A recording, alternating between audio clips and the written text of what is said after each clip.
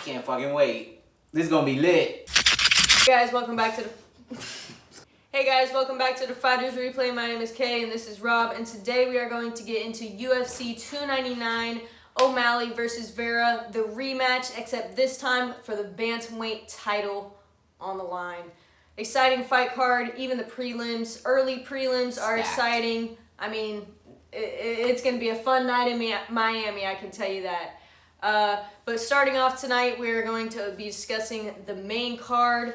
So we have in the bantamweight division, at the very bottom of the card, we have Yadong versus Petr Yan. This is top elite level martial artist here, possibly for title contention. I do believe Merab deserves the next title shot, but a close second would be the winner of this fight. Probably would be the next one to go for the belt. Petr Yan's definitely got the experience on the dude. I mean, former champion. He definitely knows his way around the octagon.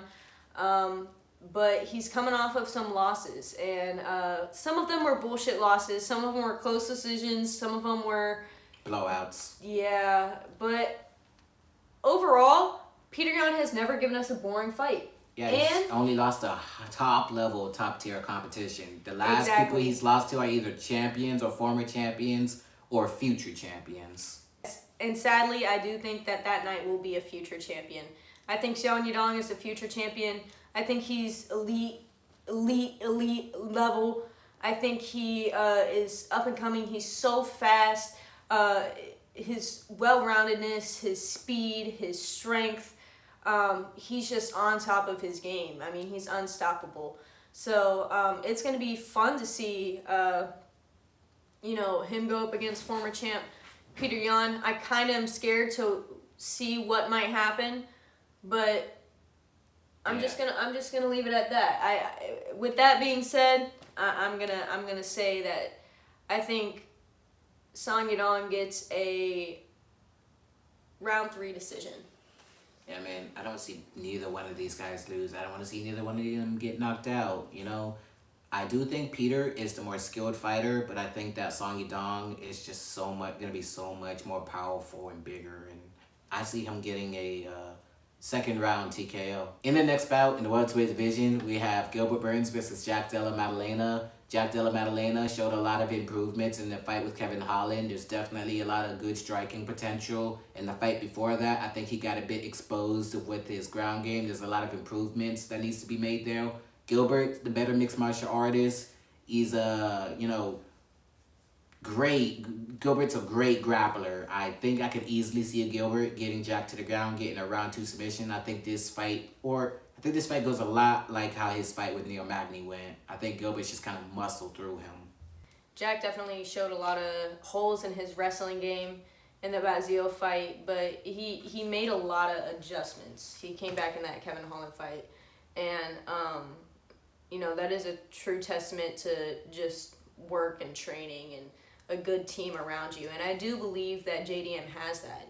He's a promising up and comer, and but it's going to be hard to stop Gilbert Burns in any way.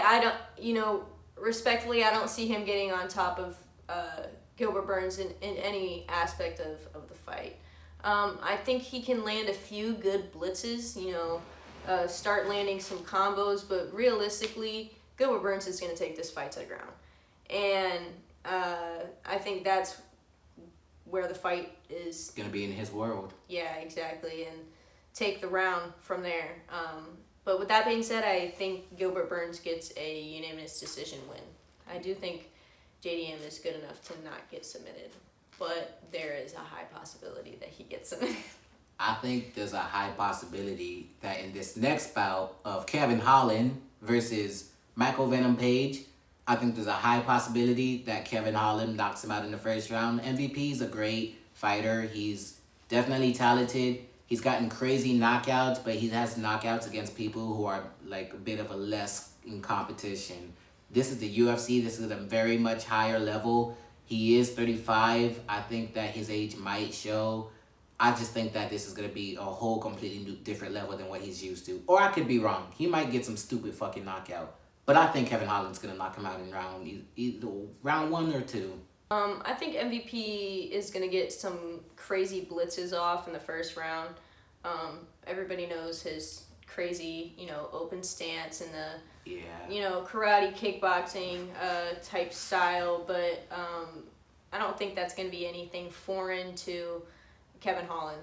I think Kevin Holland, he's young, he's youthful, he's Kung Fu black belt. Yes, like he's full of energy. He's very active and as a fighter, and overall his game is way more well rounded to MMA than MVP is, and I think that's what's gonna make the difference. Is it's not just a striking match.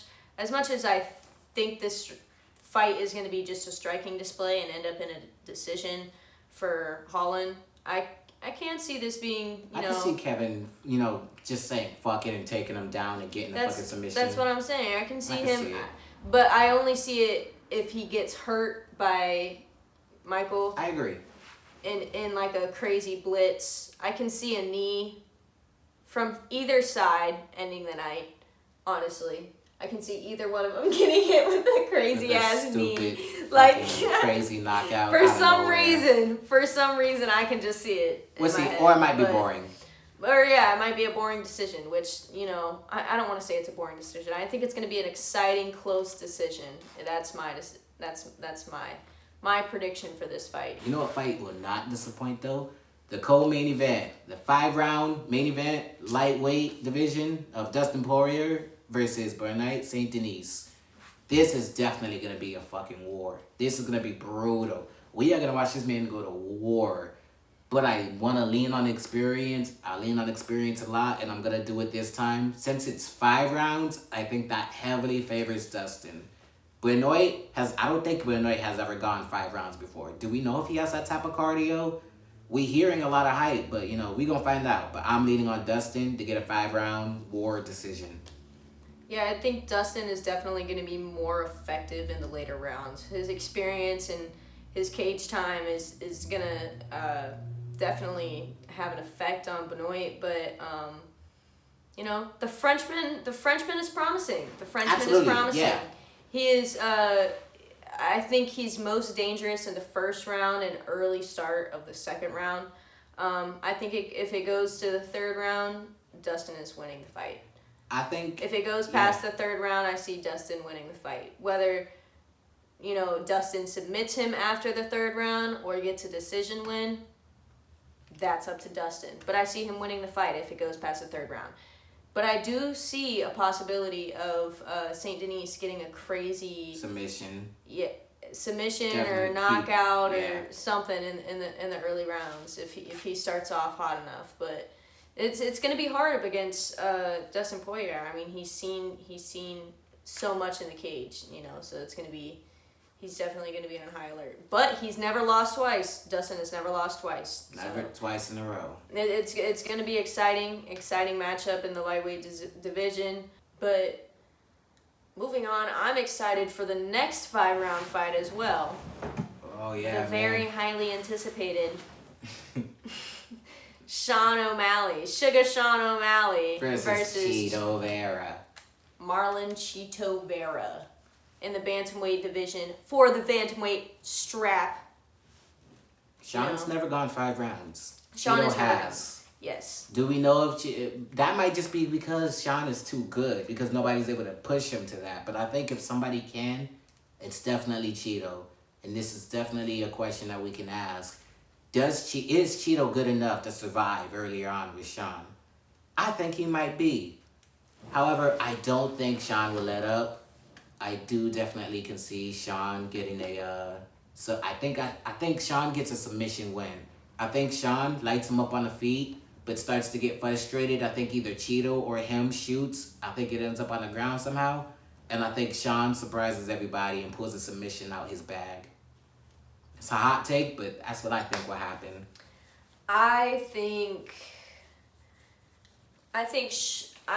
You know what? I'm going to kind of say this along the same lines of the same thing that I said for the co-main event. I think that if Sean O'Malley doesn't finish it within the first 2 rounds, I think Chito wins the fight. He's definitely more dangerous later on, and Cheeto has proven that. You know, his cardio has proven true. He's a tough guy. He's never been finished. Yeah, man, Cheeto is definitely very tough guy. It's going to be very tough if Sean doesn't start getting it popping as soon as he can. Sean will probably need to build an early lead. Sean definitely doesn't start, like, as fast as, you know, we would like him to sometimes. But he starts fast. He gets it popping with, like, volume. You know, he'll pop out the jab, throw out, you know, the kicks, the teeps. But we think Sean needs to, like, lay it on him from, you know, I think Sean might find that shot. But I think that Sean is going to get a submission win, though. I think a submission win is a little crazy. It is crazy. I do think, I think Cheeto's better on the ground than what Sean O'Malley is. I mean, Sean O'Malley is a bit untested when it comes to the ground. True. All we've seen him really on the ground is like guard positions. And when Cheeto's fucking elbowing him. Yeah, but he hasn't really been, you know, tested like that. He hasn't been tested in a 5-round fight. So if Sean doesn't go in there preparing for an absolute 5-round war, you know, it's going to be a sad night for the champion. But that being said, he's definitely dangerous. I mean, he knows how to make reads and adjustments like no other. His fight IQ is next level, and I do believe that he is very promising.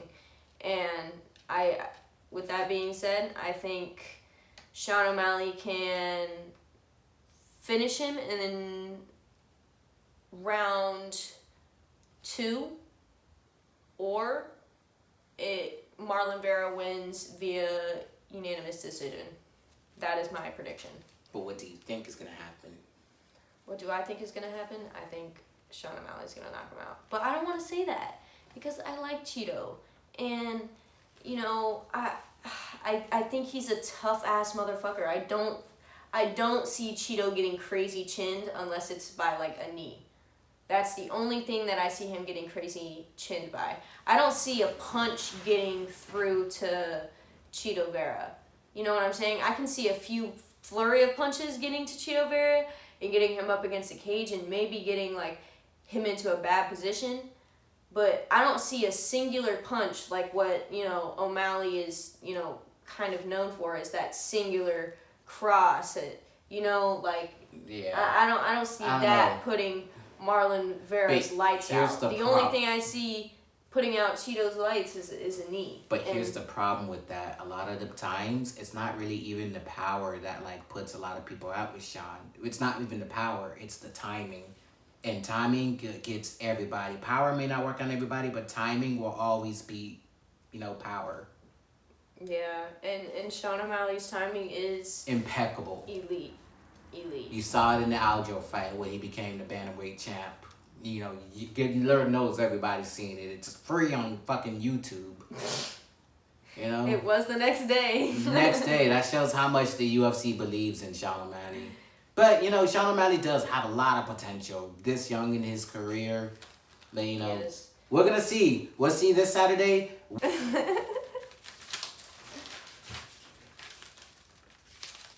No, we already did the quick run-through. Oh. We'll keep the quick run-through separate. Okay. Right. Don't cut it. All right, guys. We'll catch you later. This has been the UFC 299 predictions and discussions. Thank you for joining us today. I can't fucking wait. This is going to be lit. Like for Sean O'Malley. Comment for Cheeto Vera. You heard the man. And subscribe for the UFC. Peace. You can't break me, I got iron bones. My ground game will leave your mind blown. I'm ready to fight in any time zone. I'm the greatest, you can call me John Jones. Knocking clowns out like I'm Steve Pay. We can even fight on the freeway. I'ma leave him bloody right where he lay. This is the Fighters Replay.